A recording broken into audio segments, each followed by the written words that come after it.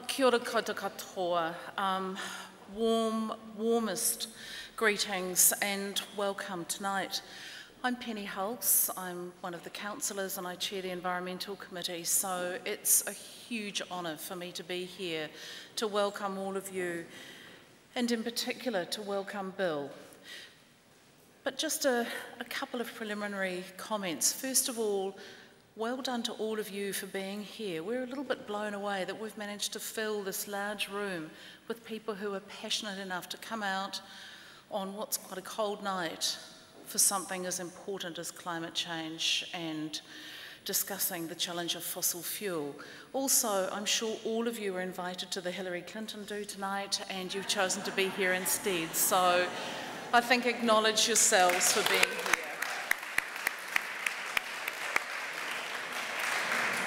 Because it's an incredibly important discussion that we're having. We are right on the cusp of actually making some policy changes at a government level and at a council level to actually fundamentally shift, we hope, Auckland and New Zealand into a much more sustainable climate change proof future. So just a quick little bit for some of you that don't know, there is some good news. Thanks to the amazing advocacy from our 350.org team, Auckland Council reviewed its responsible investment policy last April and we divested out of fossil fuel. We then actually divested out of that whole portfolio, which was great because some of it was, quite hard to trace and make sure that it was as ethical as it should be. We've also committed to exploring green bonds, and that I think is something really exciting. It'll be the first time they've been done in New Zealand and using Kiwi dollars, and the money that hopefully will be raised from those green bonds will be used to fund climate change initiatives, and I think that will be a really, really positive step for us. So enough, thank you, yeah. Well, it's thanks to the advocacy from many, many people in this audience that I can see who have helped make that happen, so well done you. But enough about us, this is about Bill. So I've been doing a little bit of reading, and Bill McGibbon is someone, they know him well, and I said, what's Bill like? And they said, he's actually utterly delightful. He's a fantastic man and a fantastic human being, and a rock star activist. What a lovely description of somebody. So I think this bodes well for tonight. But he's also been doing this forever. And in 1989, his End of Nature, his first book was released at a time when we didn't even understand what climate change was. I think we were still talking about greenhouse gases.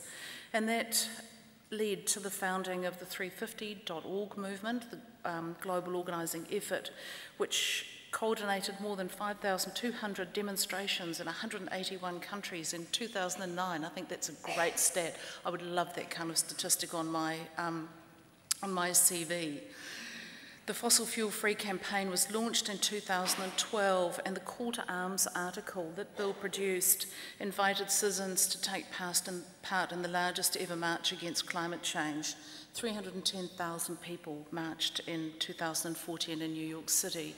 This is a man who makes change happen, and I know because I've just been talking to people about him, that he brings himself from the woods of Vermont and no cell phone coverage and his privacy and everything that he can wrap himself in that lovely place out into the world to do some of these tours. He's touring for a year and he's just been in Australia. We've now got him into New Zealand and he goes then on to Japan, US and Canada. We are unbelievably lucky to have this extraordinary man in our presence, and I would love Auckland to give him the warmest of warm welcomes as I welcome Bill to the stage. Kia ora, thank you.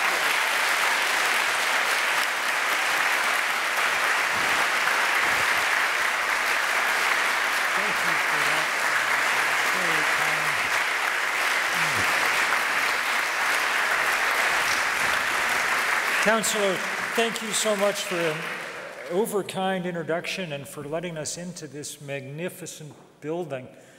What a pleasure to be here.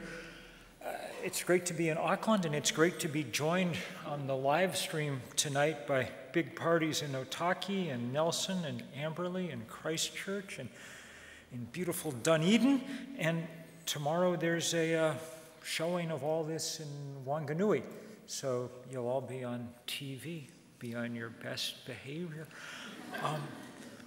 I'm just sort of your MC in a sense tonight. I'm going to talk for a while and then introduce some people who you really need to hear from. And I would not take it amiss, really, if you wondered why on earth in the year 2018 one might want to listen to an American about much of anything, really, in this world, especially in this happy, progressive country that's feeling good about itself right at the moment with nice new leadership. I've been told several times since I've gotten here, you know that our premier is going to have a baby soon. And I always say, that's nothing. My country is governed by a baby.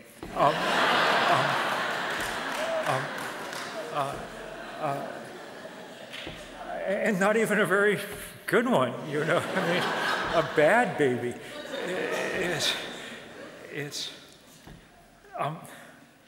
I did want to come to kind of bring you up to date on what's going on with your brothers and your sisters in this fight around the planet, to bring you up to date on sort of where we are scientifically. And the other reason that I wanted to come, and really the person that I wanted to dedicate tonight's talk to, was my truly dear friend, Kari Tamalu, who ran from Wellington and from Fiji, 350's operations in the Pacific, one of the greatest organizers I've ever known and one of the greatest spirits I've ever known, who died very unexpectedly and suddenly at the age of 41 last year. And it was a real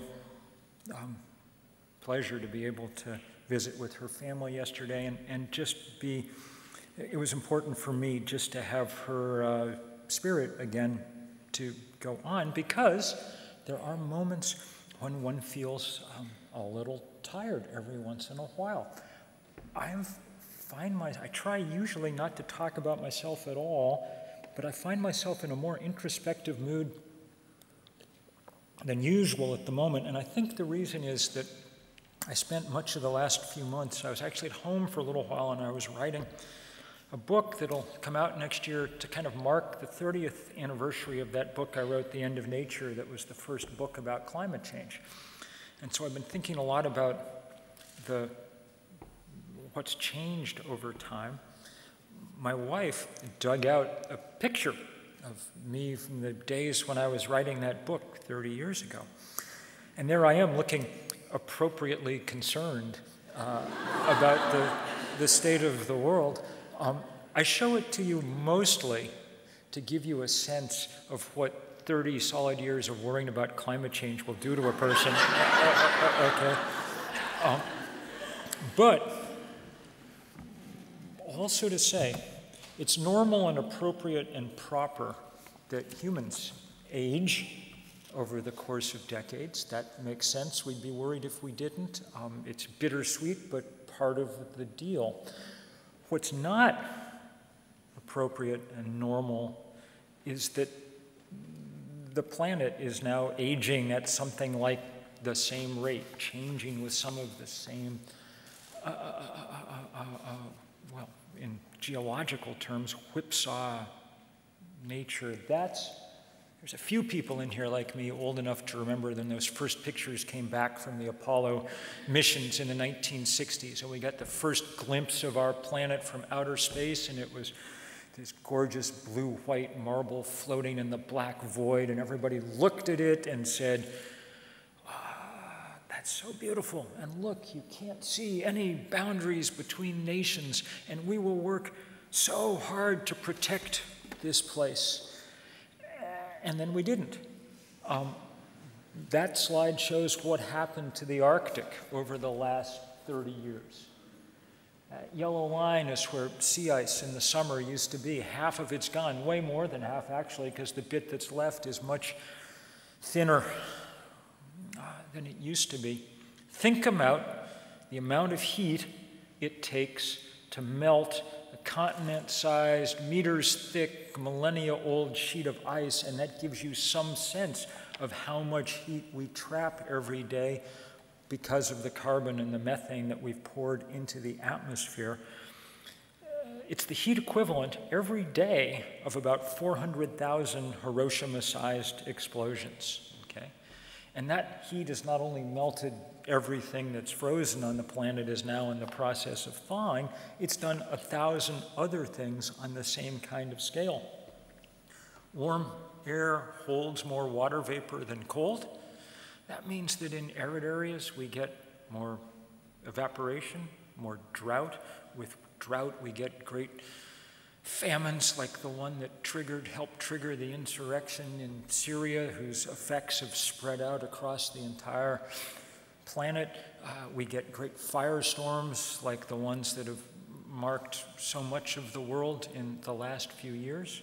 Once that water is up in the air, it comes down with enormous force. That's why we see every day now around the world someplace where there's flooding on a scale we've never seen before. Today's chance was for Ankara, the capital of Turkey. If you Google video, you'll see cars disappearing down the street in great rivers of water. The mayor saying this is completely unprecedented. The meteorologist saying it was a 1 in 500-year storm, but sadly the third one they've had so far this decade. That's the world that we've created, and the changes just keep coming. There's a picture of the greatest river on the planet, the great ocean current, this one in the Atlantic, that brings heat up from the equator and the tropics. It's equivalent to 100 times the flow of the Amazon River, 100 Amazon rivers flowing. But in the last 30 years, 15 of them have shut off. It's lost 15% of its volume. Planets are not supposed to change like that over time frames like that. The changes that we're seeing are like nothing that has ever happened anywhere near the course of human history. On Tuesday, the CO2 monitor on the side of Mauna Loa in Hawaii, probably the most important scientific instrument on the planet, hit 412 parts per million CO2. That's the highest it has been on this Earth in at least 17 million years. We're headed into territory that we haven't seen since well before the beginning of primate evolution. And we're still pretty near the beginning of this story. We've raised the temperature of the planet 1 degree so far, but we're headed, even if everybody kept all the promises that they'd made in Paris, we're headed toward a planet where the temperature went up 3.5 degrees, something like that, to a planet where much of the territory that exists at the moment will be underwater, and where most of the things that underpin our civilizations won't be there anymore. Some of them already aren't. When I was writing that book, The End of Nature, 30 years ago, once I'd finished writing it and was waiting for it to come out, which is always, or at least with your first book, kind of a nervous time, you know, we went off on my wife and I, on a trip, a reporting trip to the Maldive Islands in the Indian Ocean, which have some of the most magnificent coral reefs on the planet. And that's what they looked like then, a parade of fish like nothing. I'd never been underwater like that before, and it was to sort of see this enchanted corner of God's brain was just beyond belief. And you know, it looked like that, and now it looks like this. We dove 10 days ago on the Great Barrier Reef off Port Douglas. We drove on the exact spot. They took us out, the same captain who'd taken the crew who filmed Blue Planet 2. They took us out to show us the spot where 3 years ago they'd filmed this amazing scene of coral spawning underwater, the most vivid picture of marine fertility that you could ever want to see. And when you dive there now, you might as well be diving on a car park. There's nothing left. That's how fast change is happening now on this earth, and that's what the stakes are like. And that's why I routinely kick myself for how long it took me even though I'd written the first book about this, to understand what was going on and to start doing something about it. I think because I was a writer, my impulse was to think that the way to deal with this greatest of human challenges was to write more books about it. And because I'm sometimes an academic, surely the way would be to have some symposiums about it and conduct, have some journal articles. And eventually we would win the argument and our leaders would do the right thing. And it just seemed so obvious to me, why would that not happen? But it didn't happen. Here's the graph of CO2 emissions over the years when I was doing that writing. And other people were writing books and giving talks, and Al Gore was doing his slideshow, and on and on and on. And the rate of CO2 in the atmosphere not only kept going up, it went up more steeply than it had before.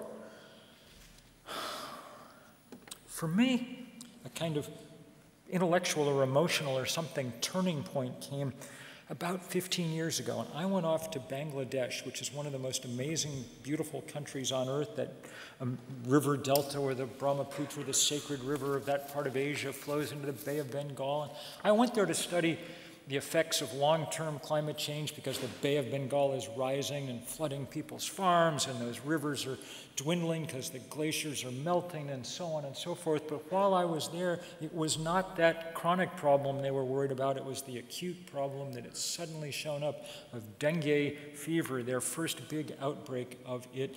This is the emergent disease of our century because the mosquito that spreads it dearly loves the warm, wet world that we are busily creating on its behalf. People were very freaked out, and so there were posters like that on every lamppost in Dhaka so people could recognize what the mosquito looked like and recognize what the symptoms looked like. I was spending a lot of time in the slums, so eventually I got bit by the wrong mosquito myself, and I was as sick as I've ever been, but being strong and healthy and well-fed going in, I didn't die. Lots of people did die. And I remember going to the clinic that they'd set up, the kind of emergency clinic they'd set up in Dhaka, and it was far bigger than this hall, and there's just people lined up on cots. They're shivering, not really being treated. There's no treatment for dengue because only poor people ever get it, so why would you need a treatment? But there they were shivering, and my main thought looking at it was just a kind of overwhelming sense of how unbelievably unfair it is. The UN tries to measure each year how much carbon each country on the planet emits. There's 180 million people in Bangladesh, but you can't barely get a number. I mean, it's more or less a rounding error in the global calculations. Most people don't have cars, most people don't have, what electricity there is often solar. I mean, it's not a place that's causing the problem, it's a place that's suffering from the problem. And so going back home to America, where the 4% of us who live there have contributed more carbon to the atmosphere than any other place on the planet, was a reminder to me, or a kind of goad to change it up. We'd won the argument about climate change. We'd won it by the mid-1990s. Every scientific body on the planet had come to the same conclusion about what was going on and had stated it forthrightly. We'd won the argument. We were just losing the fight because the fight wasn't about data and numbers and whatever. The fight was about the thing fights always are about. It was about money and power. And the fossil fuel industry is the richest industry on Earth, so it was winning that fight, winning it all the time. We didn't know then quite how cynical they were. It's only in the last few years that great investigative reporting has demonstrated beyond any shadow of a doubt that the fossil fuel industry knew everything there was to know about climate change 35 years ago. Their product was carbon. They had the best scientists on Earth. They made sure to find out what was going on. The Exxon scientists told them how much it was going to warm and how fast. And Exxon believed them. Exxon built every drilling rig that it built to compensate for the rise in sea level they knew was coming.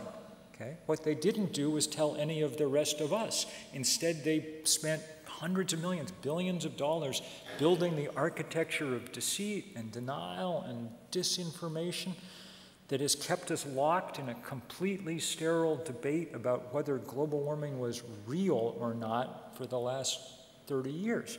A debate that both sides knew the answer to at the beginning, it's just that one of them was willing to lie about it.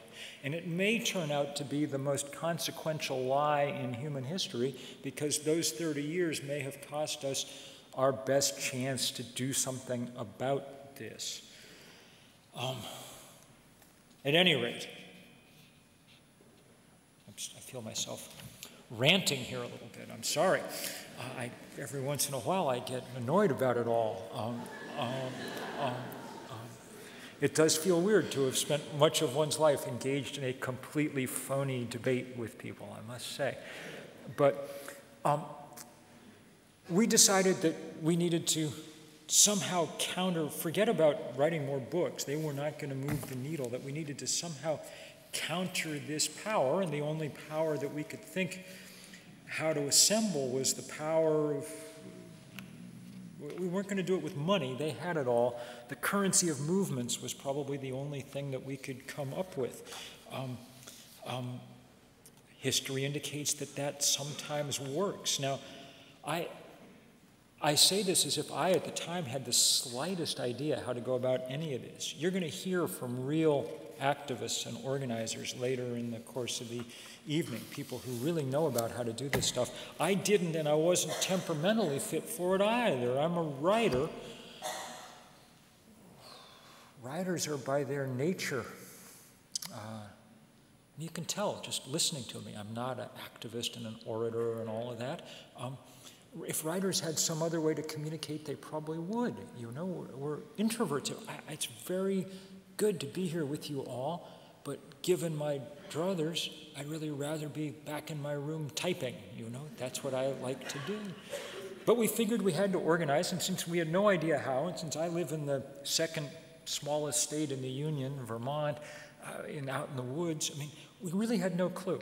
I called up a few of my other writer friends, and my first plan, I said, let's go up to the Burlington, which is our main city. It has 50,000 people, so to you it would not seem like much of a city, but it's as good as we've got. I said, let's go up there and we'll sit in on the steps of the federal building and we'll be arrested and there'll be a little story in the paper and at least we will have done something. And all these other, oh, that sounds like a good plan, let's do that. Happily, one of them called up to the police in Burlington and said, what will happen if we carry out this intrepid stunt? And the police said, nothing will happen. Stay there as long as you want. So we're like, oh, we better not do that. So instead we organized a march, a kind of walk for 5 days across the state up to Burlington. You know, we slept in farm fields at night. We called ahead to all the Methodist churches so there'd be potluck suppers along the way, you know. And by the time we got to Burlington, there were 1,000 of us marching. Now, you live in an urbane and sophisticated place, one of the most elegant cities on the planet. To you, 1,000 people is nothing at all. But in Vermont, with the exception of University of Vermont ice hockey games, that's as many people who ever come together in one. In fact, we got to the edge of the city of Burlington. We were greeted by our senator, my old friend, Mr. Sanders, who is a great activist, and he was so excited to see this line of people coming. He was almost jumping up and down. He said, this is the best thing. I haven't seen anything like this since Vietnam time. This is fantastic. This is so great. What is this about again? He said. Since he became our great champion in Congress, and we love him very dearly, I gotta say. And I will say, just in defense of America, that he is, all the polls indicate, the most popular politician in the country, and by a good margin. So don't give up on us yet.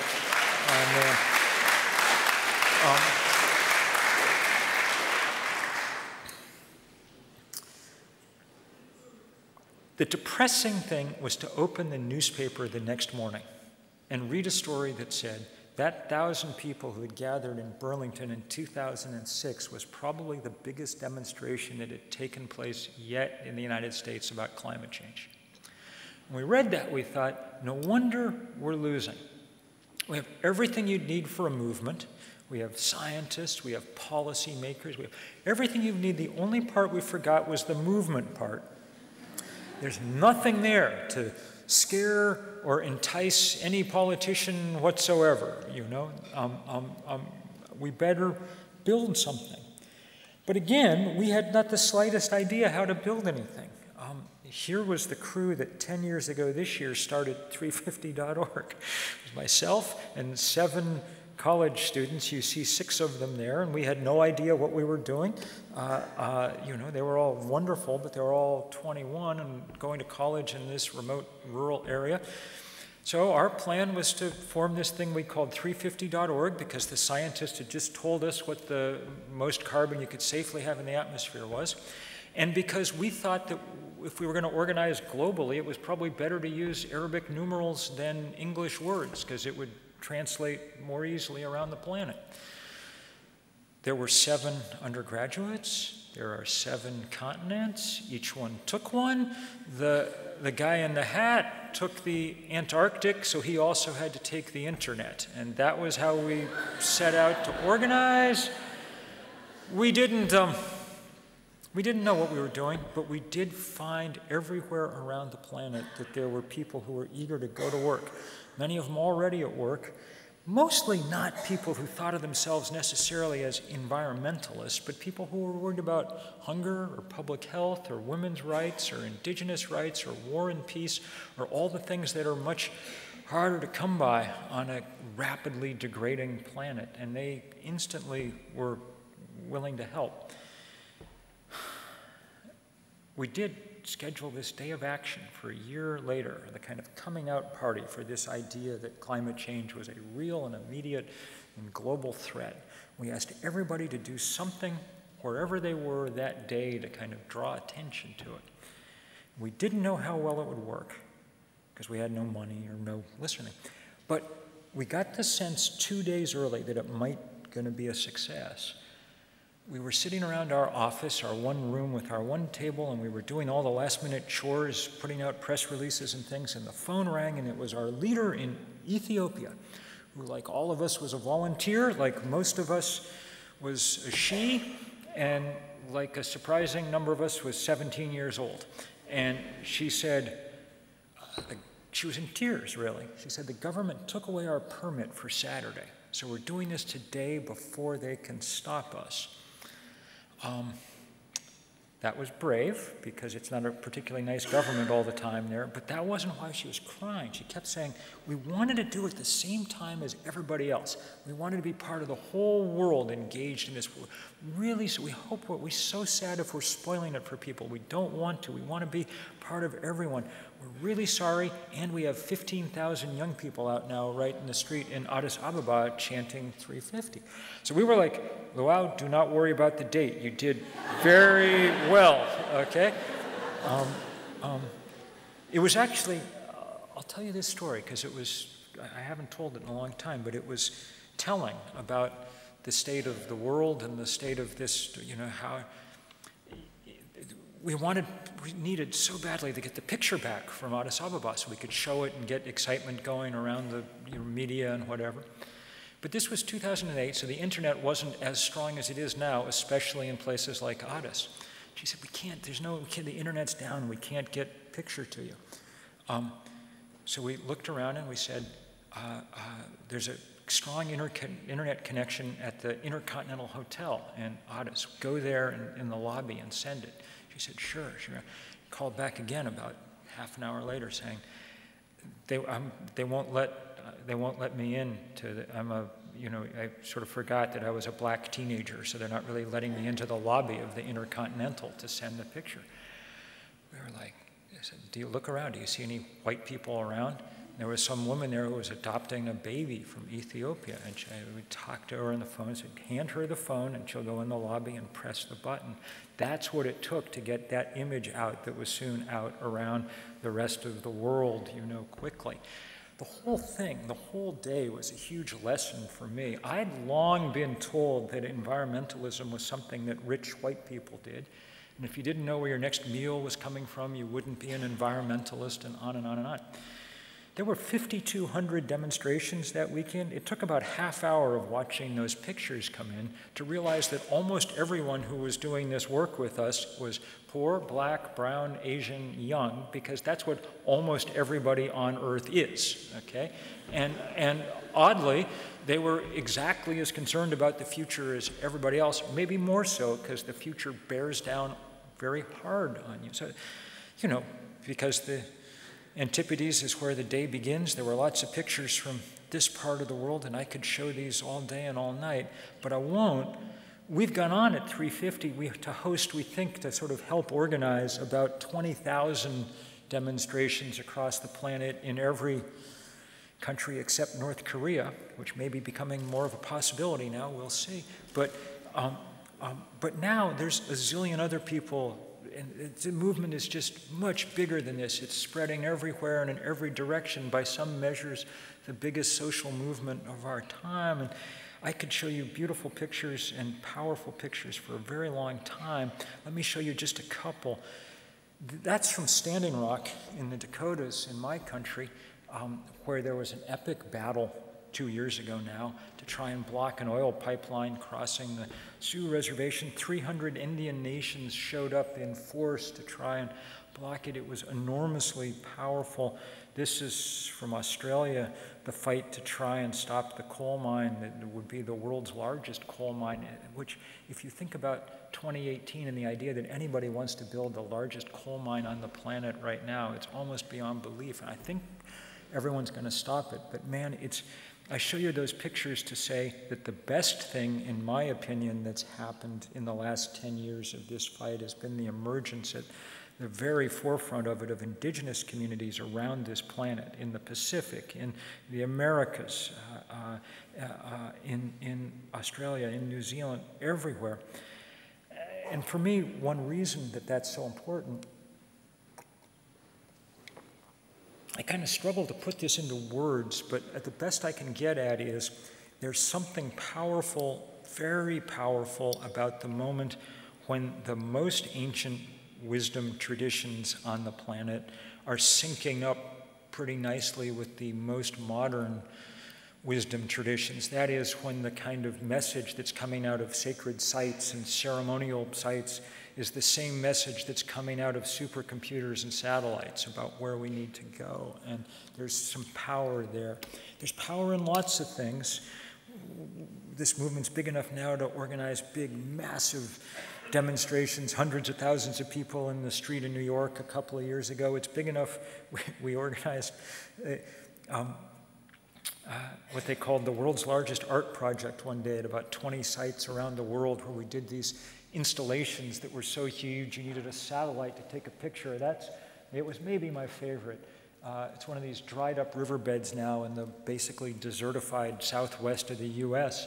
And when the satellite came over, 2,000 or 3,000 people put blue blankets up overhead for a second just to bring the river back to life, a kind of meditation on where we are. And along with this kind of education, we also now, because time is so short, because we have no time, because this is the first time-limited test humans have ever come up against, because gradual individual evolutionary change will not cut it in the time we have, we now go beyond education, and we spend a lot of time doing confrontation too.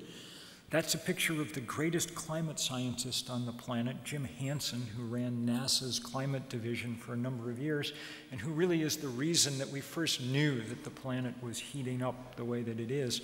That's a picture of him getting arrested at the start of the fight against the Keystone Pipeline in the US, which was really the beginning of what's become a global insurgency against fossil fuel infrastructure projects everywhere. That pipeline, it was funny, we were just talking backstage about friends we have in common who had begun this fight in the tar sands of Canada on Cree territory up there, and they were the ones who alerted us about this pipeline that was going to come across the middle of America, and it became this great rallying cause, but now everything like this gets fought. So it's a big, beautiful, inspiring movement, and it's losing. That's the picture of carbon dioxide, the graph of carbon dioxide on the planet. We thought over the last 3 years that it had begun to plateau, which is not a whole lot. I mean, we needed to go to zero, and we needed to go to zero very fast, okay? But we thought it had at least begun to plateau, and then last year it kicked up again, rose by a lot. I think it's not coincidental that that coincides with Donald Trump, and you know, it's a sad, sad picture. Which means that we got no choice but to organize harder and bigger and faster than we have before. And that's what we're going to talk about now in the important part of this gathering, and with people who are more equipped than I am to tell you how to do it, what we're going to do, because what we've done so far, the good, hasn't yet gotten us where we need to go. The Paris Climate Accords may have been the kind of high watermark so far of where we got, and it was not a very high watermark at all. And so we fight on. And we fight on with certain advantages, okay? The first step of the sort of 3 buckets of work that we've got to do now, the first job is a fast and a just transition to renewable energy, to 100% renewable energy, to doing it all. That's really important, and it's really possible in a way that it wasn't 5 or 10 years ago. When we talked about renewable energy then, it was still sort of with our fingers crossed because it was still expensive and still the engineering. Now the engineers have done their job and done them with a vengeance. That's the cost curve for the price of a per watt of photovoltaics. It's dropped like nothing anyone's ever seen. It's now the cheapest way around the world to generate power in almost every place, which is extremely good news, extremely great news. We need it very much to be used in affluent suburbs, because affluent suburbs pour an ungodly amount of carbon into the atmosphere. It's even more beautiful to watch it being used in places that had never seen power before. I spent last spring in Ghana, Cote d'Ivoire, and Tanzania doing a long story for the New Yorker. These are places, much of Africa, that coal and might as well never have been discovered, you know, because it hasn't done a lick of good. There's still 1 billion people on the planet without access to electricity. There are more people without access to electricity on the planet than there were the day that Edison invented the first light bulb, which tells you something about both demography and inequality, okay? And they're never going to get it if they wait for people to put up coal-fired power plants, and because there's no grid, and there isn't going to be a grid anytime in the future that anyone can forecast. The UN in 2015 said there'd still be 1 billion people without power by the middle of the century. Except that in the last 2 years, solar panels have gotten so cheap that they're now starting to spread. In fact, they're spreading like wildfire, as it were. Millions of people a month getting their first electricity, and it's coming from the sun. It's really amazing to see that close up, and it helps remind us of the level of luxury that we take utterly for granted. I remember sitting in a village in Ghana where they'd installed a solar microarray microgrid the week before, 40 solar panels from rudimentary wiring from hut to hut, sitting with the village chiefs and elders. It was very hot there because it's on the equator. They kept handing me cold bottles of water to drink. I was very grateful to be getting all this cold water because I was very hot. But in my clueless American way, it took me 15 minutes to figure out why they were so proud to be handing me cold bottles of water. It's because they never had anything cold ever in this place until the week before the first refrigerator had come in with this solar microgrid, and now the concept of cold had some kind of reality in this place. It was powerful. We have the biggest problem we've ever faced. We have a solution to that problem. The question is why we're not putting it to use at the speed that we would need to, because at the moment we're not. At the moment, we're letting solar power and wind power and things build out, but not fast enough to catch up with physics. Everybody knows that in 75 years, the world will run on sun and wind because it's free, okay? But at current pace, the world that we run on sun and wind will be a broken world. If we're going to overcome that, we're going to need to break the power of the fossil fuel industry, which is willing to keep doing what it's doing, maintain its business model a little longer, even at the cost of wrecking the climate. And that's a task for activists and really for better activists than me, which is why I am extremely glad that we have someone like that here tonight to talk to us.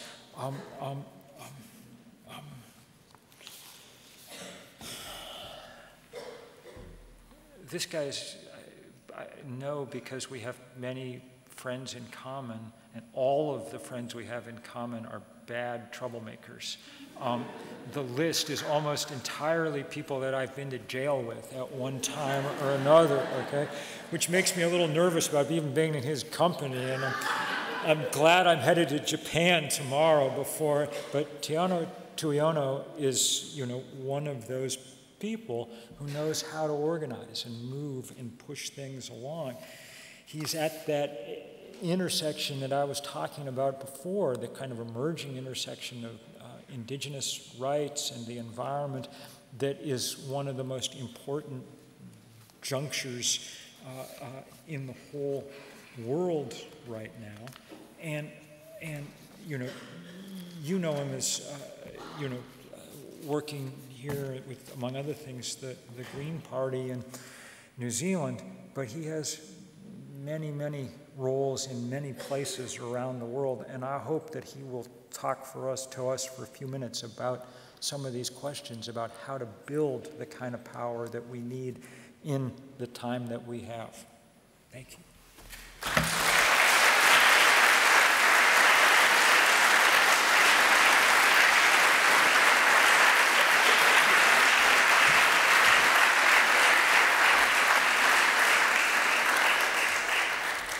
That is a really big picture of me on the wall. Kia ora, tēnā koutou katoa, he mihi ana ki te mana whenua, Ngāti Whātua ki ora kei, kia ranginui e tūhone, kia papatūanu koe takoto ake nei. Kua tangaro ki waho ko tāne mahuta ki Wanganui, no reira tēnā koutou katoa. Hi everybody, my name is Tiano Tuiono. I was just talking at the back with Bill, and we have got a lot of good mates, and I was just telling him about one of our mutual friends, Melina Massimo, who came down to the blockade that we were a part of down in New Plymouth last year, blockading the petroleum conference. And I was looking after, that was my job. She was our guest. And I said to him, she got here, she was here for like 5 minutes, and she was straight into the mosh pit, straight into the front line of what we were doing down there at the blockade. So I feel like I'm in good company with him. He looks taller in real life as well. So my name is Tiano Tuiono. It's good to be back here in Auckland. I'm actually living down in the Manawatu at the moment, Tamaki Makaurau. When I was growing up, I learned that Tamaki Makaurau meant the Isthmus of 1,000 Lovers. And that rolls off the tongue quite nicely, the Isthmus of 1,000 Lovers. Ranginui Walker told us that when I was doing at Auckland University back in the 90s. I like the sound of that better than Auckland. Auckland sounds Auckland. I was born in West Auckland, and I was raised in South Auckland, so the best of both worlds, if you like. My mother was part of the urbanisation of Māori communities. She was from up north, she's Ngāpuhi, and she migrated down here. And my father was part of the Pacific Island migration, folks that came over from the islands to get better jobs, but also educational opportunities. They had what I like to say, a traditional South Auckland marriage. That is, they met at the doorstep of the pub where my dad was the bouncer and my mum had no idea and she was trying to get in.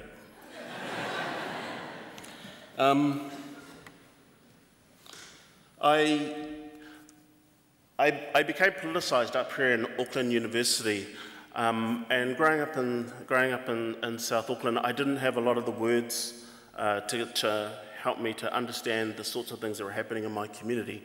So one of the things that I took from my time at Auckland University is that I learned a lot of the isms. I learned about what racism is. I mean, I experienced it, but I didn't have words to describe it. I learned about feminism. I learnt about socialism, which back then was a swear word. I don't know if it still is now, but it might be. And I also learnt about this word called anthropocentrism, because at one stage, after trying archaeology and realising that wasn't really for me, accidentally blowing up an experiment in the organic chemistry lab, so that wasn't going to work out for me either. Doing a little bit of philosophy, I found myself at an environmental science class. I had kind of got a friend of mine who's now a lawyer, Mike Tyre. I said to him, hey, look, man, we've got to save the whales and let's do this paper.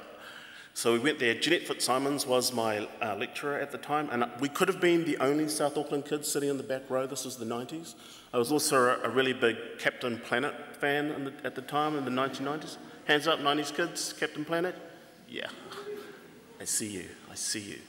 And that was the first time that I had actually heard about climate change. It was 1994, that's how old I am.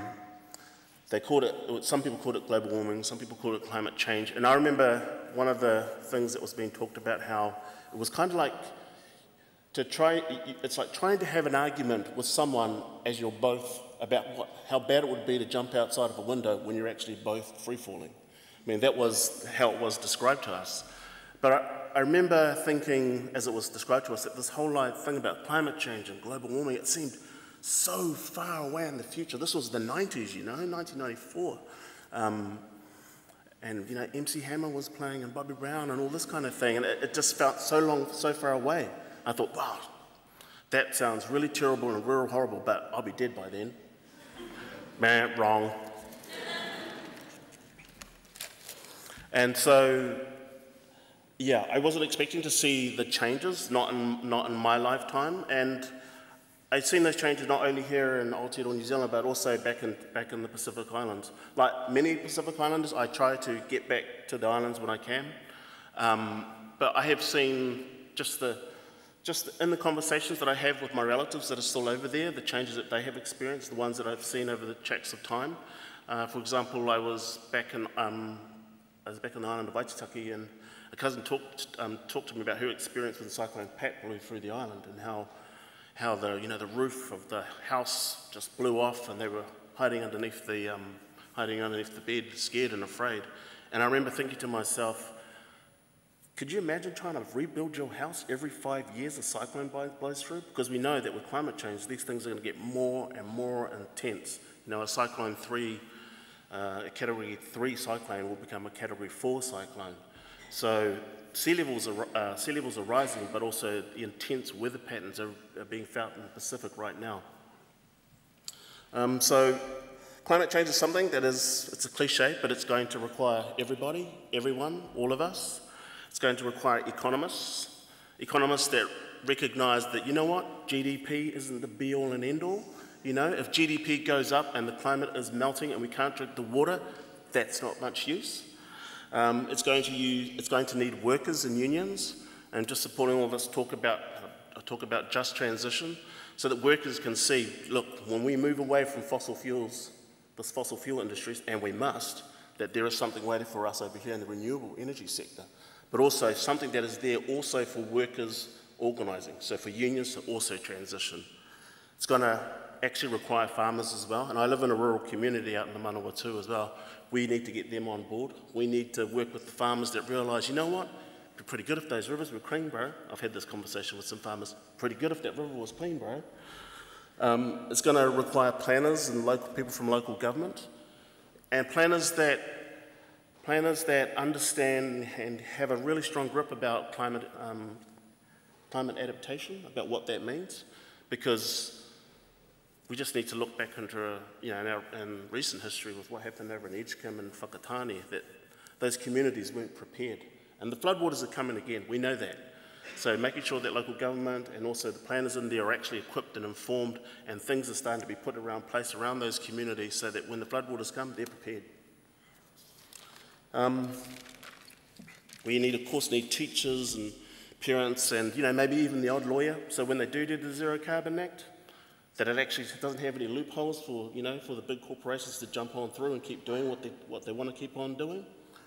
But most of all, at this particular point in time, right here in Aotearoa, but also around the Pacific and also around the world, I think what we need is activists. We need activists who will speak truth to power. We need activists to ensure that when we do get a progressive government, people that are actually pushing the levers in government, that they do what they say that they are going to do. We need activists involved in the NGOs and who have specific campaigns targeted to sort of really focus our thinking and to focus our work, like, for example, what folks have been doing around the divestment campaigns around here. And we also need social movements. Social movements are really, really important. I had the opportunity to go down to, in the last couple of years, to a couple of the blockades. I was down in the Wellington one earlier this year, which was pulled together, umbrella group by Oil Free Wellington. Those types of groups are really, really important.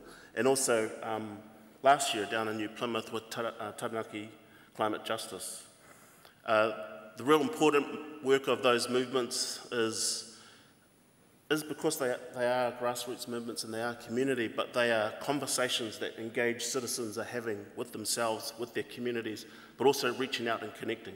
So what I really like what we did down in Taranaki is there was a really strong conversation with the whānau down in Parihaka, who I learnt last year that when they started oil drilling down there, it actually had coincided with the end of the land wars. I didn't know that until I went down there. So these are the sorts of conversations that we need to have, to continue to have.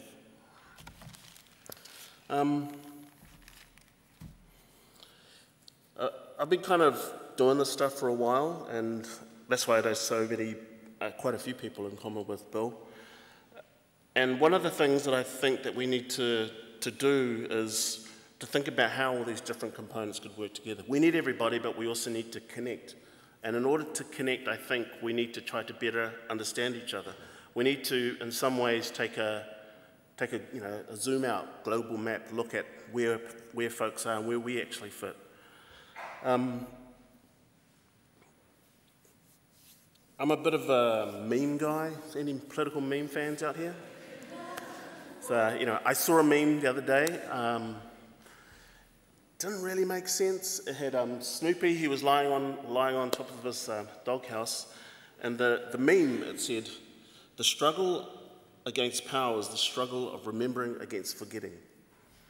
What they had to do with Snoopy, I don't know, but the actual phrase itself really stuck with me. The struggle against power is the struggle of remembering against forgetting. So I guess I'm inviting everybody to remember a few things tonight. Remember that actually New Zealand is actually in the Pacific. New Zealand is a Pacific country.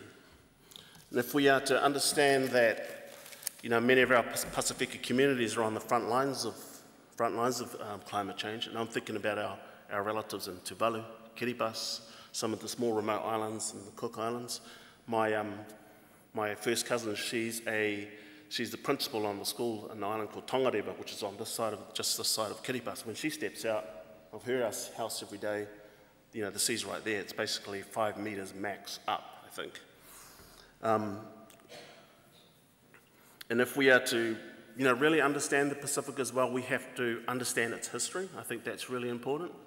And the Pacific, its borders, its crisscrosses, it goes really different places, and the history is really rich and interesting, but it also paints a really strong picture of where we are in the Pacific. And if we understand those lines, we understand things like why there's a separation between Western Samoa and American Samoa. Does anybody know that? Hands up if you've heard of German Samoa before. That's more than the normal when I ask that question, so congratulations. That's because the impact of World War I meant that that New Zealand occupied what was then colloquially known as German Samoa. We got Western Samoa and American Samoa. And also in that same war, there was the recruitment of soldiers from where I'm from, in the Cook Islands, but also in the islands of Niue. And through that process, New Zealand managed to get administrative power, if you like, over the Cook Islands and Niue. So what that means for me is that I get to live in the Cook Islands if I want to, but I also get to have a New Zealand passport and come here. But what that means for the people on the other side of the border in Kiribati is they've got to jump over a whole bunch of hoops to actually get here. What those lines also mean is that on one side of the Cook Islands you have this place called French Polynesia, and when they started testing nuclear bombs and we started telling them, hey, you know, Mororoa, that's in our backyard, they said no. Actually, French Polynesia is French, because that is the history of that line that goes there. And there are other lines up in America as well, up in Hawaii, and the history of those lines is around about 1893 with the annexation of Hawaii by the then sovereign kingdom of Hawaii by Queen Leleokalani. That meant that America actually has now a stronghold in what is now known as the state of Hawaii, but that is also the history of that line. And for me, if we are to build as a movement, we have to really understand that history. We have to ground ourselves in what that actually means. Because in this age of neoliberalism economic, another ism that I learned up at Auckland University, we know that corporations and their capital, it can cross over borders like nothing, you know, but people cannot. And so we have many of our peoples who are on the front lines of climate change who will, at some stage, need somewhere to go, and they're knocking on the door over here in Aotearoa, New Zealand. We need to, I think, rethink about what those borders mean. How can we open them? How can we support Pasifika communities in terms of helping them to migrate with dignity, but also when they get here, how do we support them? Because here's the thing, folks, is, you know, when cyclones sweep across the Pacific, they don't care about our borders. They don't care about the lines. They don't care, the cyclone doesn't care if it's flooding Tuvalu or Kiribati or Edgecombe or Whakatane. And neither should we. We shouldn't see those borders. And a way for us to continue to build our activism together is to not see those borders, but to actually see each other as communities. Communities reaching out with communities, remembering the history of why those communities are there, but also building our social movements together. Nō reira, koe anō taku nei kōrero kia koutou, tēnā koutou, tēnā koutou, tēnā tātou katoa.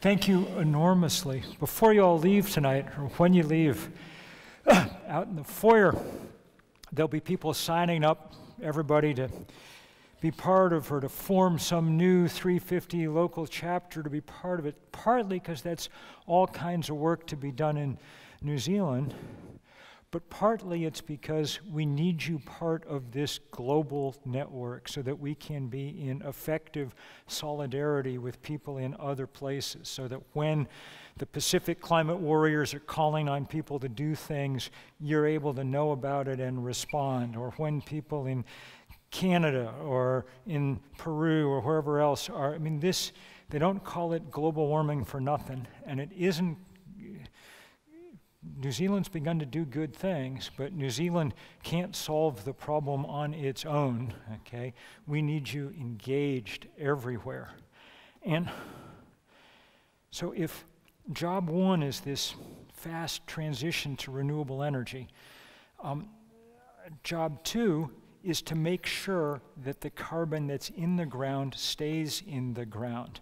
New Zealand actually took a huge step along this line. It's really important, both symbolically and practically, when the new government said there would be no new oil and gas exploration off the coasts. That was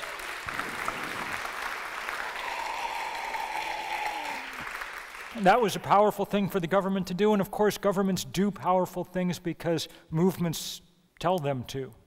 Build the support for those kind of changes, make it necessary for them to do those things, so good on you. That is precisely what needs to happen, but we need much more of it here and around the world. People were showing me images yesterday of the ongoing and pretty massive fracking in Taranaki and elsewhere. We need coal and oil and gas, which is just as dangerous as coal, to stay in the ground. In fact, around the world, we need about 80% of the reserves that the fossil fuel industry has already identified. We need them to stay underground if we have any hope even of meeting that 2-degree target that the UN set. A 2-degree target's not very good if raising the temperature 1 degree, which is what we have done so far, melts the Arctic. We're actually fools to find out what 2 degrees will do, but we're going to come close even if we do everything right from this point. And that means that we've got to leave almost everything we know about below the ground, which is why this movement now fights and fights everywhere against each new project. When we started this Keystone thing, everybody thought that we would fail. The National Journal, the kind of political trade paper in the US, polled its 300 energy insiders in DC. And 93% of them said the company would have its permit before the end of 2011. That's before more people went to jail than had gone to jail in about anything in the US in 25 years. That's before hundreds of thousands of people surrounded the White House. That's before we sent 2 million emails on the same day to the US Senate. That's before this became the biggest environmental fight in a generation. And finally, after 5 years of it, Barack Obama said, okay, we won't build the thing. And it became the first project that had been explicitly rejected, first big thing like that on climate grounds. So that was a big deal.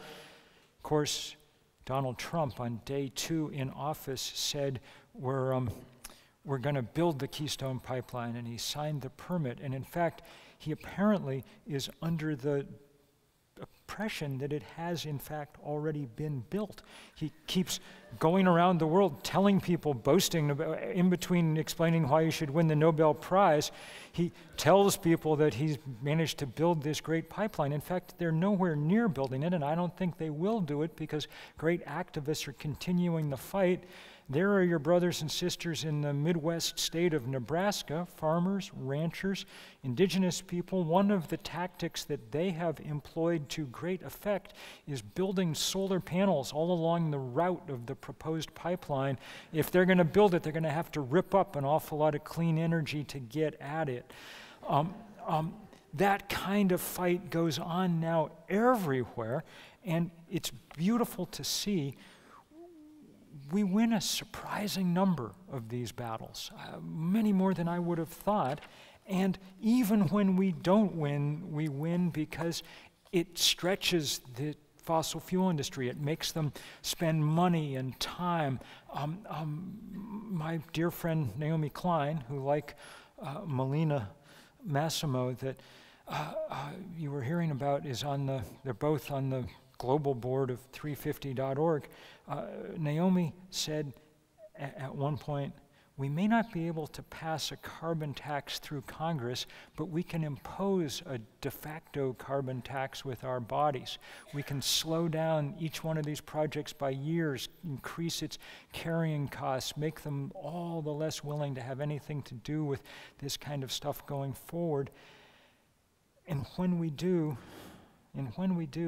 well, it is the head of the American Petroleum Institute said, and I took this as the greatest compliment we'd had almost as a movement.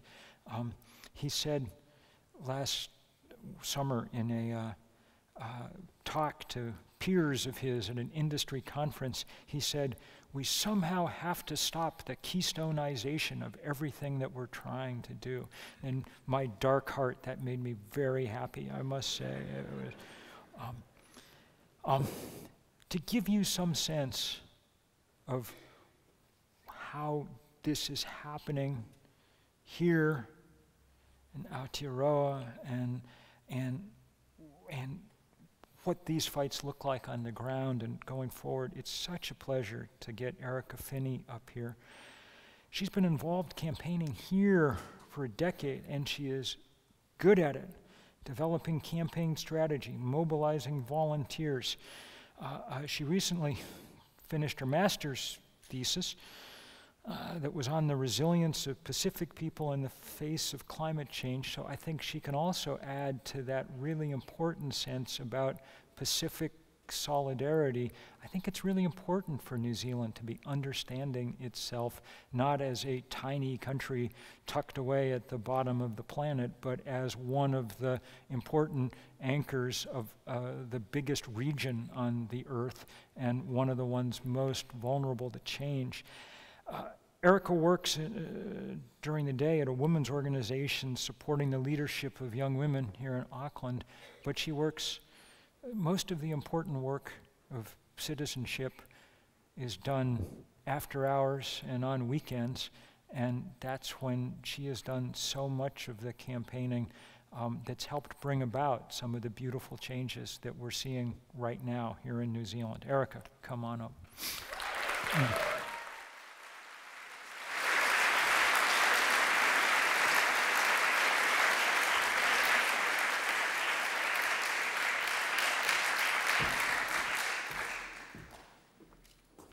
Kia ora koutou, no te whanganui a tāra aho, no ko koukou te maunga, ko waipahihi te awa, ko Erica tokuinga.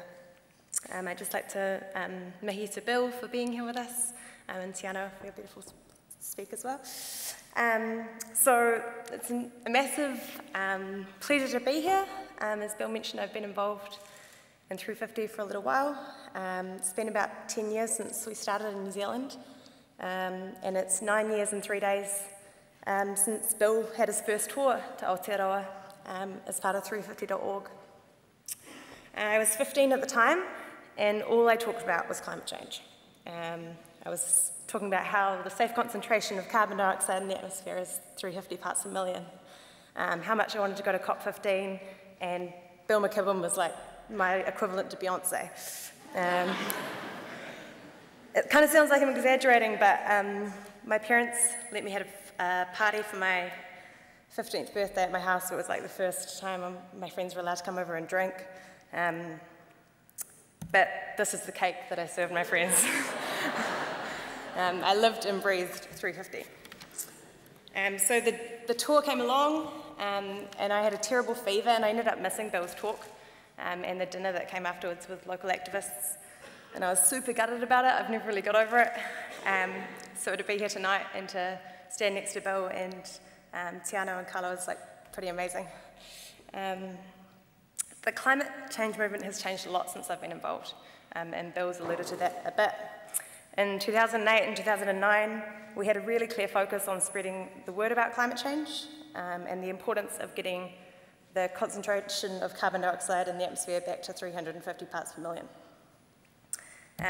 This was the flyer that we had for Bill's tour back in 2009. Don't try and read it, we'll be here all night. But we've clearly got better with our communications and how to engage with people about climate change. Yeah, I kind of feel like this is a real embodiment of how we used to communicate. The more information and the more scientific proof we could get out to people, the better. And we put real faith in our governments to be the ones that would listen to that and to commit to taking bold and ambitious action on climate change at the UN conferences. If only they knew about 350, they would do the best thing for people and for the planet. But we did also do some really amazing and creative stuff to engage people.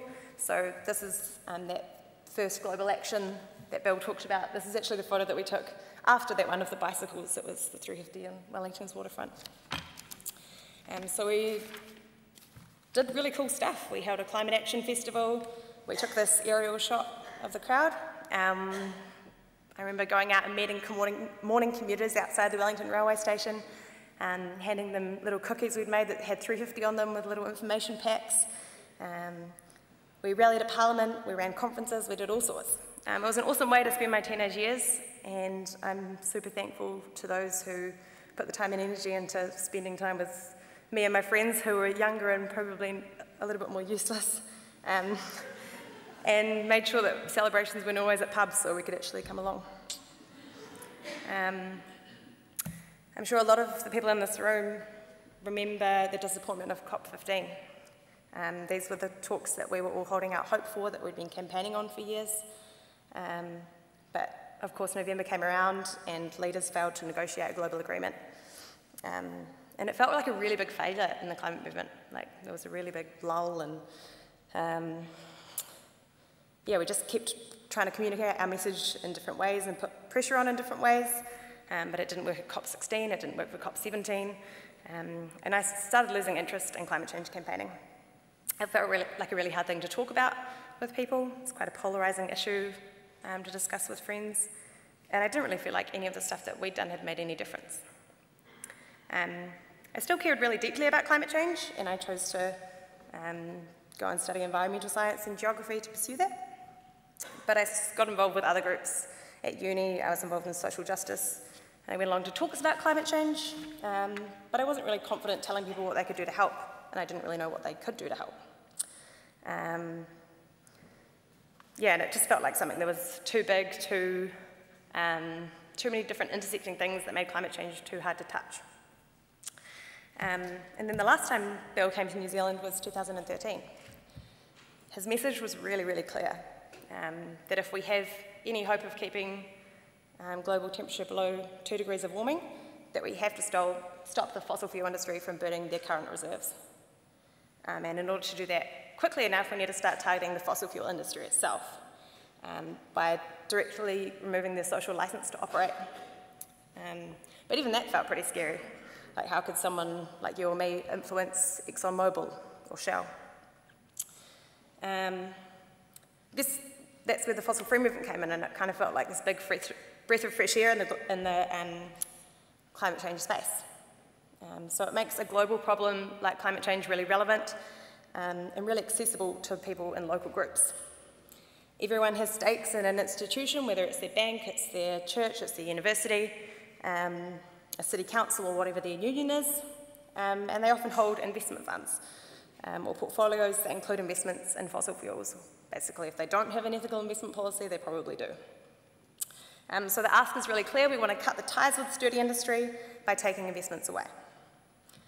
And the real beauty of the campaign is that anyone can be involved in campaigning their local institutions to take a moral stance and divest. You don't have to understand the technical details of climate science that we used to try and pour at people. And you don't have to be able to talk about finance. Our argument is moral, and it's really simple. If it's wrong to wreck the planet, then it's wrong to profit from that. So after Bill's last tour, divestment campaigns started popping up all around Aotearoa. People who'd never been involved in campaigning started calling on their churches, on their city councils, and the universities to divest. And I guess the focus on the local means that divestment campaigns can happen at any scale. You don't have to travel to Wellington and rally at Parliament. You can do it wherever you are. So you can set up a group in your town, you can work with the people you already know in your community, and you can ask your church or your council to divest. So I got really excited by this campaign. I joined the group at the University of Auckland that some wonderful people started. Because I couldn't really believe the hypocrisy that the university I was at and learning about climate change was also profiting from fossil fuels. And the lecturers and the wonderful people I knew that were doing so much hard work, it just felt really counterproductive. So when I got involved, we were quite a small group. There were 5 to 10 of us that showed up regularly, and we engaged in polite correspondence with the person who would make the decisions, so our Vice-Chancellor, but that was dismissed pretty quickly as too risky, hypocritical, too complex, lots of excuses, none of which had a very strong argument. But we weren't deterred. We built a really strong presence on campus with fun and creative actions. an online presence, and by holding events and trainings to get other people involved. And I guess my favourite thing about the whole fossil-free movement is that it's positive. We've stopped talking about drowning polar bears and carbon dioxide concentrations because we know that it just immediately turns people off and it feels scary or too complex. Instead, we're talking about climate change in a really different way as people who are proud of their institutions that they are involved with locally and that they want to see themselves on the right side of history and they want to support their institutions to do that. So we're proud students at a university and we want to see our university take leadership, or we're people who love our city and we want our councils to be on the right side of history. We're customers who don't want our banks funding fossil fuel projects in New Zealand or overseas. So we're calling for positive change and we're doing it in a way that makes people want to be involved. And it really, really works. So in late 2016, our group at Auckland University grew from about 10 to 40 people, just like, it was a big week in O Week, and people had started to hear about climate change and we're like, oh, cool. So we're starting to look more like a group of students that represents the university that we're at. We've got engineers, we've got English majors, we've got music students, we've got language students, we've got chemists, lots of international students, and we work alongside a group of staff working on climate change and who have published an open letter by over 200 staff calling for divestment. So we're becoming this strong movement of, that feels like it's overwhelming on campus.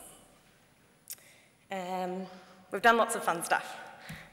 So we've disrupted graduation ceremonies with Euler degrees. And we've done lots of banner drops and actions to engage different groups on campus. So it's med students. We've peacefully occupied the Vice-Chancellor's office and waited to be removed by police. Yeah, next is a good one. We write reports, we collect petition signatures, we've got stores on campuses, all sorts. So Fossil Free Your Way has become a really, really well-respected group on campus. People I've never seen or met before walk around with little fossil-free badges on their bags. Hundreds of people turn up when we march. And the absolute favourite is that the university itself honoured us with General Club of the Year award last year to acknowledge our presence on campus and the way that we mobilise students. We're still yet to win our campaign, but the public pressure and the support on campus is just growing and growing, and our movement's as strong as ever. In Aotearoa more broadly, the fossil-free movement has been incredibly successful. So churches really led the way, with the Anglican Province of New Zealand, Aotearoa and Polynesia fully divesting in 2014. We've had the New Zealand Tertiary Education Union divest, 3 major universities, Dunedin City Council, Christchurch City Council. In April last year, in this very building, sat upstairs and watched Auckland Council vote to divest. So I acknowledge that.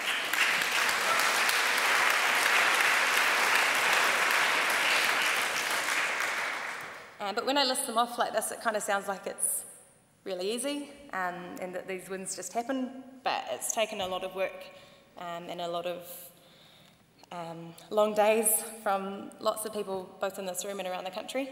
And while I acknowledge the leadership of the people and institutions who end up making the policy decision, this movement is completely led by people like me and you. These divestments are the results of a few people getting together in their communities, starting a campaign, and making it really easy for lots of people to get involved.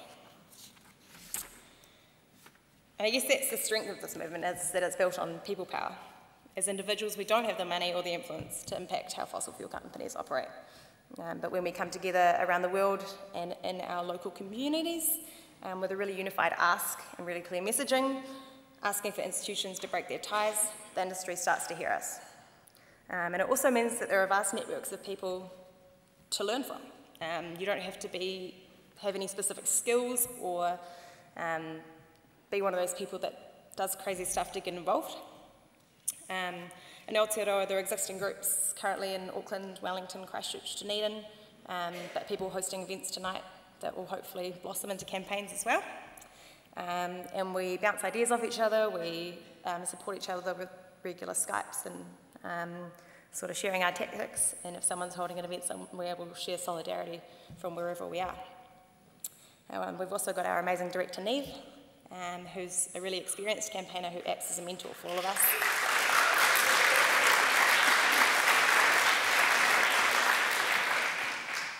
So heaps of skills there, but also gives us the space to be creative and locally relevant wherever we are, so everyone owns their own campaign. I guess the main thing that bothered me when I was sort of thinking about what I would say, and when I put together the slides that have been up on the screen, is that the only good photos we ever get are when we are running an event or doing a big moment with something cheeky, and we ask a photographer to come. So it's all the public-facing stuff that ends up being the stuff that we talk about. And these moments are really important, and I love them, but I think it doesn't really capture or represent what this movement is, which is quite often regular meetings. It's the perseverance of people who show up week after week, who stay involved when it doesn't feel like we're making any progress. It's the people who, I guess when you think of an activist, you think of people that saw in front of oil ships, or people who occupy buildings. And those people are incredibly brave and do amazing stuff, and there are lots of those people in this room too. But I really want to acknowledge the other types of heroes, who are the people who show up to meetings when they've had to get childcare for their kids, or they feel like they don't know enough when they come by themselves to a first meeting, which I think is really brave. People who love to cook and give up their weekends to feed activists who are doing stuff. People who, sacrifice time with their families to be involved with this. Because people care so deeply about this issue, and they care about what the world's going to look like for their kids. I just want to hold the space for those people, the everyday heroes who are fighting for the planet too.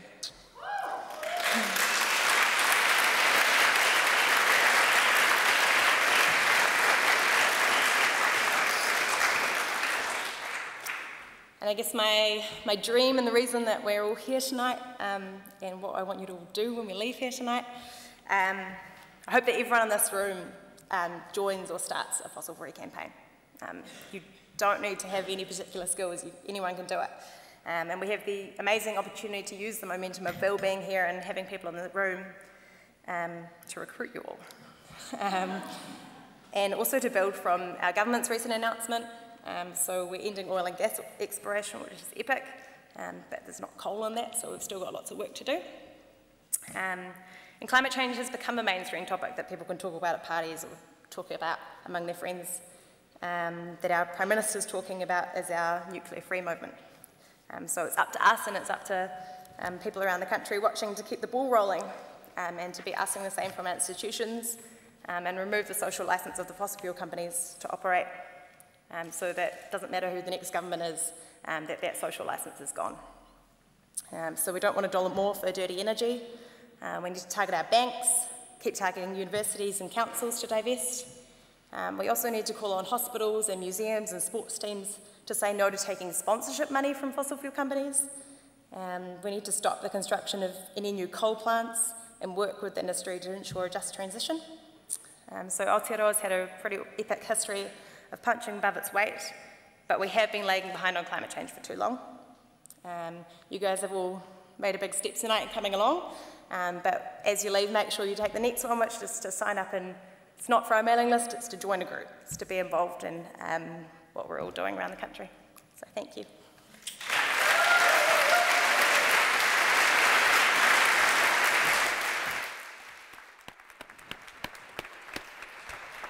That was just fantastic. Thank you. Well, now you understand how this kind of work gets done all over the planet. Could the young people, the people who are Neve and all the colleagues, volunteers here at 350, just stand up for a second so people can see who's here and who's...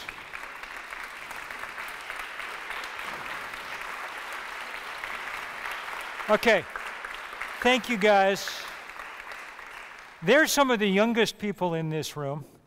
It is not okay that this work all gets shoved off on young people, and it is not okay that older people in this world that we're leaving behind for the first time in human history, a planet in worse shape than the one we inherited. We need everybody when they leave in 20 minutes there to be signed up, ready to go, ready to work on stuff in New Zealand and on stuff around the world as part of this fight. And the third part of this fight is the one that Erica was talking about that's so important.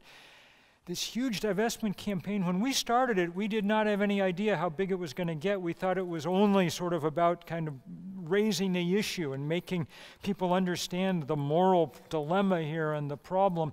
But it's turned into something very, very large. At this point, $6 trillion worth of endowments and portfolios have divested in part or in whole. It's become, thanks to people like Erica, the biggest corporate campaign of its kind in history. And it is incredibly powerful to watch it happen now, because also people are realizing that it makes no financial sense to be invested in fossil fuel. People are getting out because they don't want to lose money. In November, the Norwegian Sovereign Wealth Fund, which is the biggest single pool of investment capital on the planet, divested from fossil fuel. It was particularly significant because Norway made all its money in fossil fuel and oil drilling in the North Sea. But they're close to that industry, and what they said was, we don't think there's any more money to be made in this casino. We are cashing in our chips and we're going to find another casino to go in. That was $1 trillion that they took out of the fossil fuel economy. Maybe the most powerful day of this whole campaign came in January this year. I was sitting around, it was the Northern Hemisphere winter, so I was sitting next to my wood stove in Vermont.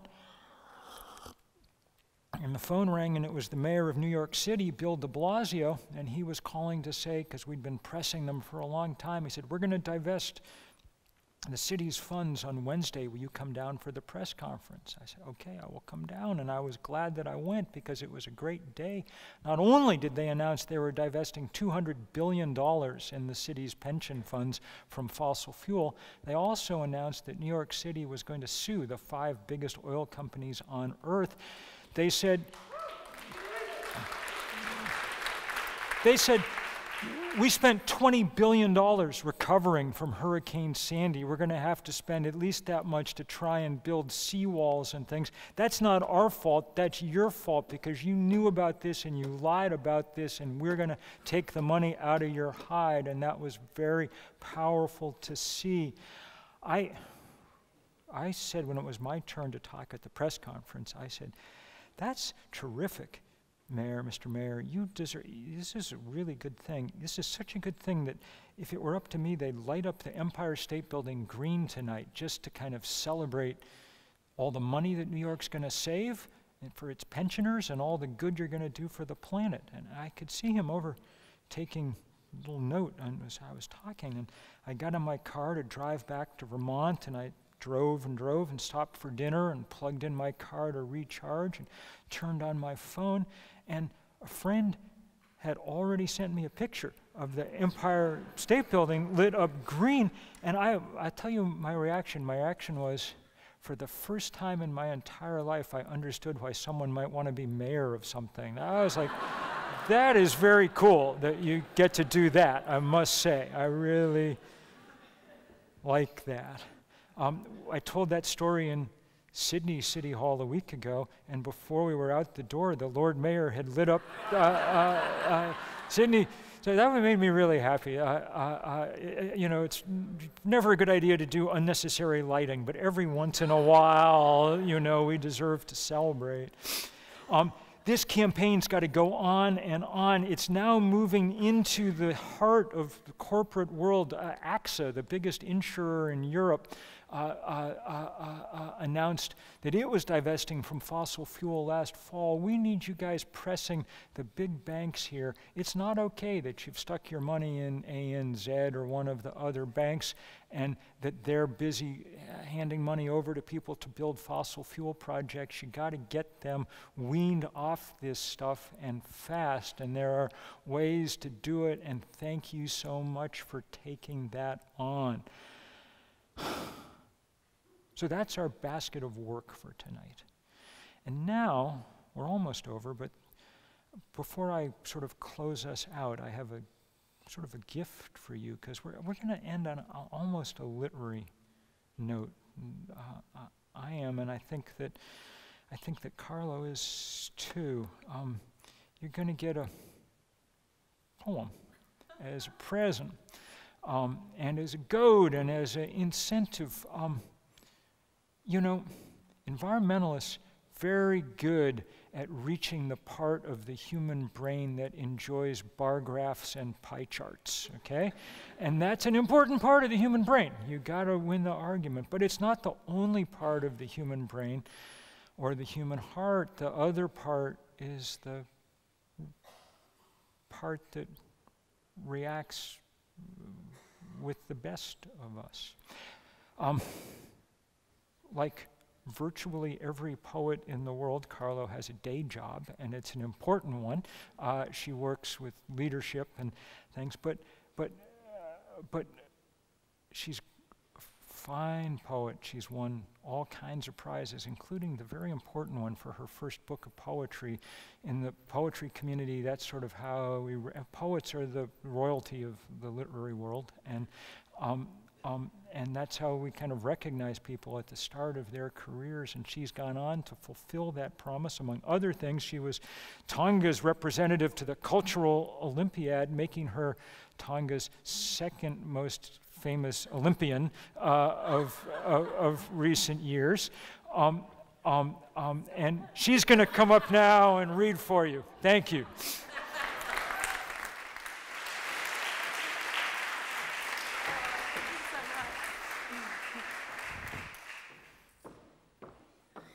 Malo e lelei, talo whalawa, talo hani, whakalofalahi atu, ni sa bolivinaka, tina koutou, kia ora, hui hui mai anō tātou katoa. Thank you, Bill. It's just very, very inspiring to be here and to hear how you're up against the most powerful, wealthy organisations, and to see hope and to see very clear actions. And I've got a lot to learn, I think, about this particular movement. And I was thinking, what is it actually that I could even say that I do in this context? And perhaps the only thing I can say is a poet is about speaking truth to power. And so less than 3 weeks ago, very unexpectedly, I was invited to the Commonwealth Heads of Government People's Forum to represent Oceania. All the other continents would be represented, or big chunks of the Commonwealth would be represented by poets. And I thought, wow, that's very unexpected. I had a little poem that was in an anthology from all the different islands all around the Commonwealth, and somehow that had made them think of me. And I said, yes, of course I'll be that poet to help open up this forum. And then they contacted me again and said, well, how would you feel about doing something else as well? And like, what would that be? And she said, well, I'm not going to lie to you. There'll be 1,400 people in the audience. It will be live streamed out to the Commonwealth, and you will be reading poetry straight after Theresa May, Bill Gates, and the President of Jamaica. And I was thinking this kind of like half Tongan girl from Palmerston North, woo. That's like, okay, so after I came back, I did a poetry reading at Roslyn Library in Palmy. That gives you any idea of just how unexpected that honour was. And coming from Aotearoa, New Zealand, and having Tongan heritage and representing Oceania, what would I say? I have very conflicting feelings about the Commonwealth and its legacy here. What would I say? So I'm going to segue, and even though you might feel like it's a segue out of this, but it's also this as well. So I hope you'll bear with me. And I did an all-nighter I still hadn't finished it the night before, and the woman who worked for Theresa May's cabinet was very, very anxious about this.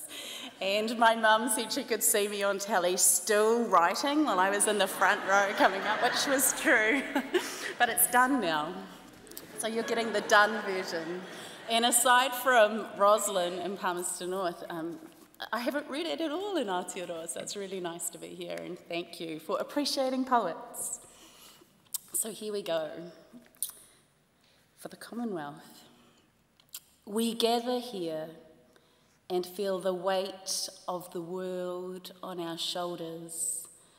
It does not feel like we have inherited commonwealth, but rather common problems. And if we are to heed the words of poets, Ben O'Cree said yesterday, we have entered the garden of nightmares and wonders. The giants have woken and they are stirring. We need to be roused from the beauty of our sleep. Indeed, we have entered this strange garden in this city, London, epicentre of epitaph, epitome of empire. The stones in the squares remind us that we died for this. The war memorials murmur numbers, not names. We bring our dead with us, and they are already here. Not just the ones marked by marble, but our ancestors, the original inhabitants of the lands discovered, who lie in the unmarked graves and unmentioned massacres, in battles unspoken of and untaught wars. We carry them like stones in our bodies. They too contribute towards this commonwealth. They gave more than they should have. Commonwealth. We come with twin sides of the same story, either trauma or gain, both of it pain, two sides of the same coin, heads or tails. The head is the same on most of our money. The Commonwealth.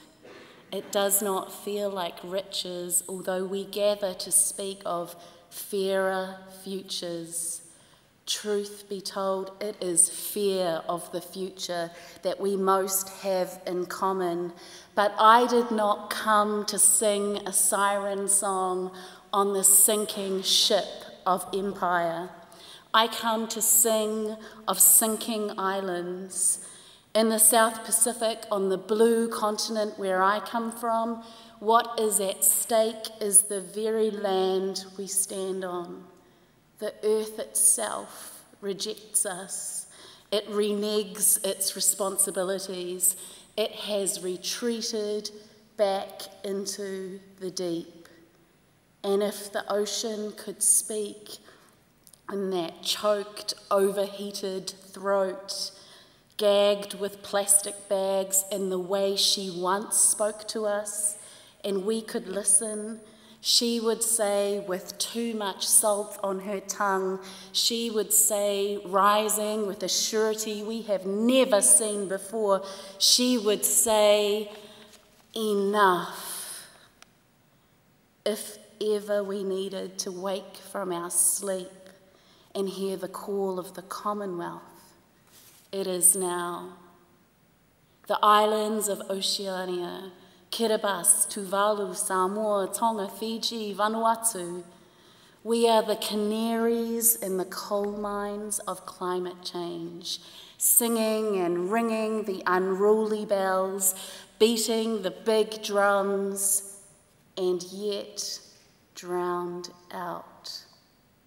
So here we gather, the call of the Commonwealth, and yet it is the uncommon wealth that may save us all, although it was almost completely silenced in lost languages that were beaten out of the small mouths of children. There, it is there, answers in cultures that hold a wealth of knowledge.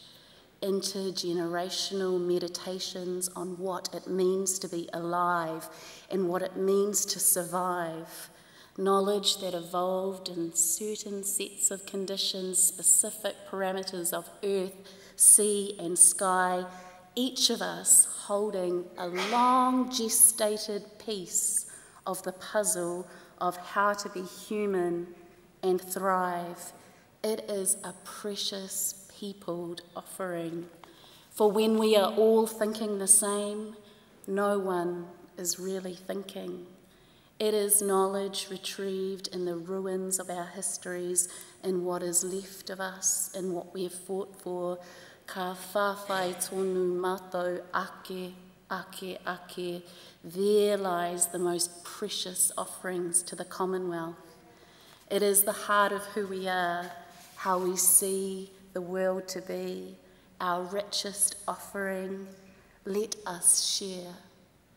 My people have always known that we are all relatives, common ancestors, the same stardust in all of our bones, the rocks, the trees, the leaves, all of these, our relatives, all of us part of the family of things. Science seems to take such a long time to catch up. Richard Dawkins, the evolutionary biologist, can confirm the lettuce is our distant cousin. But the stories we live by have not changed. One ancestral word at a time, we are salvaging what has been savaged.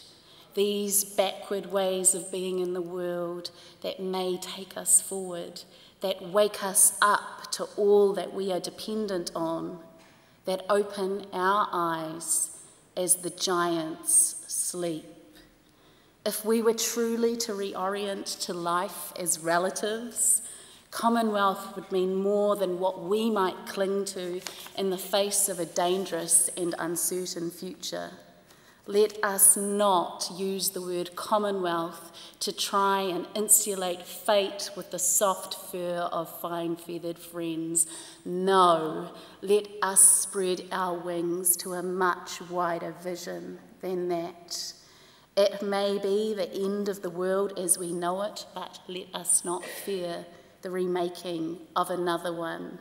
And to our young people I say, there may be no jobs, but there is plenty of work to be done. Let us create an atmosphere of kindness and love, for even the air that we breathe, fresh water, trees, people, oceans, a house of dreams, a great place to raise a family.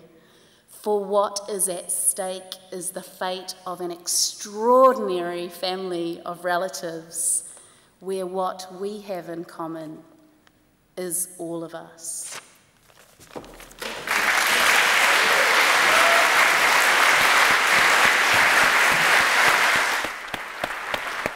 That is magnificent.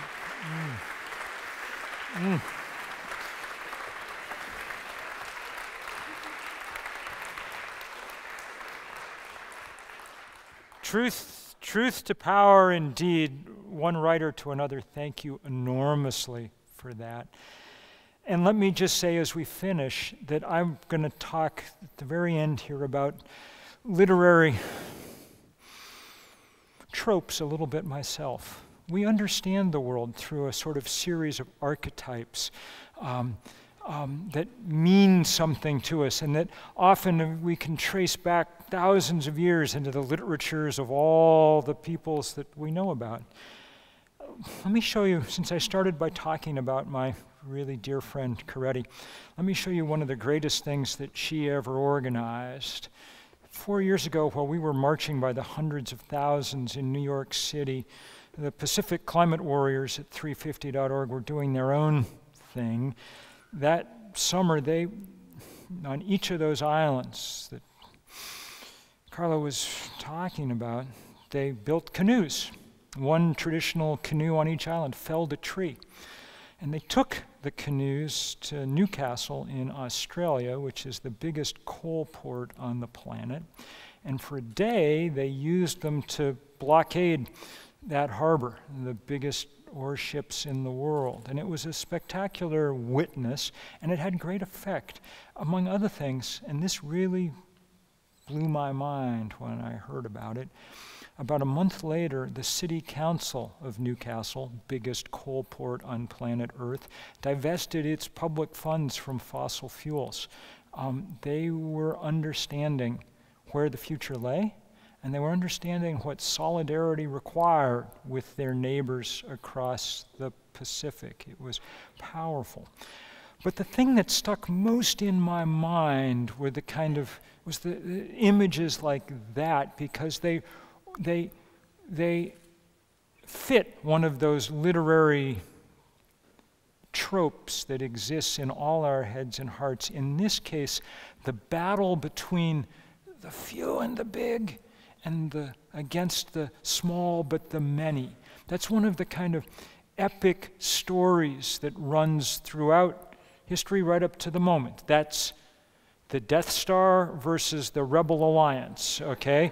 And when you see it, you begin to understand the nature of this fight and the need for us in it. It really sunk in for me a couple of months later when this picture came back from the other end of the Pacific, up in Seattle, Washington, along the Pacific Northwest of the United States, okay?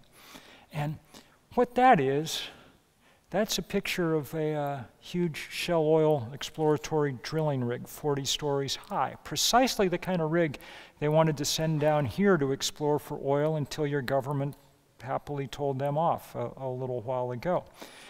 They were getting ready to go up Shell and drill in the Arctic.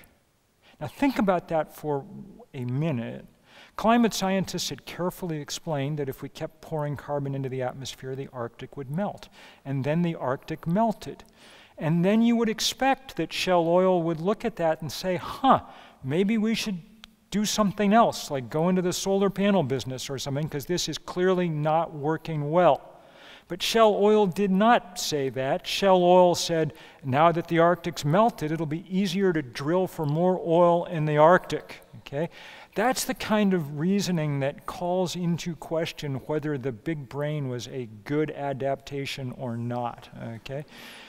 Happily, there were plenty of people in Seattle with good brains and big hearts who got in their way. By the thousands, they took to canoes and small craft. We called them kayaktivists. And they went out and blockaded that drilling rig, okay, for days. Now, eventually, Shell got the U.S. Coast Guard to break a hole for them in that flotilla, and they managed to get their drilling rig out. But by then, because of thousands of images like this all across the press, enough brand damage had been done, enough reputational damage, that Shell threw in, after spending $9 billion on this project, threw in the towel. And at the end of the summer said, forget it, we're not going to drill in the Arctic after all. And they went home tail between their legs, okay? And that was a good thing, but it needs to be one of many, many, many good things, all illustrating that same principle, that the small and the many are capable of taking down the big but the few. That's the fight that's underway. And I will not insult your intelligence by telling you that I know we're going to win that fight, because I don't know. This isn't like other battles that humans have been in, because it is a time test. The great hero of my country, Dr. King, Martin King, would always say at the end of his talks, he would say, the arc of the moral universe is long, but it bends toward justice. This may take a while, but we're going to win, okay? The arc of the physical universe is short, and it bends toward heat. And if we don't win soon, we won't win. So I don't know. There is some reason to think we've waited too long to get started. It's not a good sign that half the ice in the Arctic is gone. It's not a good sign that the Great Barrier Reef, the largest living structure on planet Earth, is half as living as it was 18 months ago. those things scare me, and they should scare you, and they should scare you into doing the work that has to be done. Not just here in New Zealand, because you can make New Zealand a perfect place, but on a planet that isn't perfect, it won't do you or the rest of us the lick of good. We need you engaged as Pacificers, as people who are part of this region, and we need you engaged as citizens of that planet there, which is the only planet we've got. I cannot promise you that we're going to win, but I can absolutely guarantee you that we're going to fight like hell, and that fight will be taken up in every corner of the planet, and that it is the most important fight humans have ever gotten themselves into, and that it is the fight of our time, and that it is a great privilege for me just to get to be in a room full of fighters and say thank you. Go out there now and get to work. Thank you all.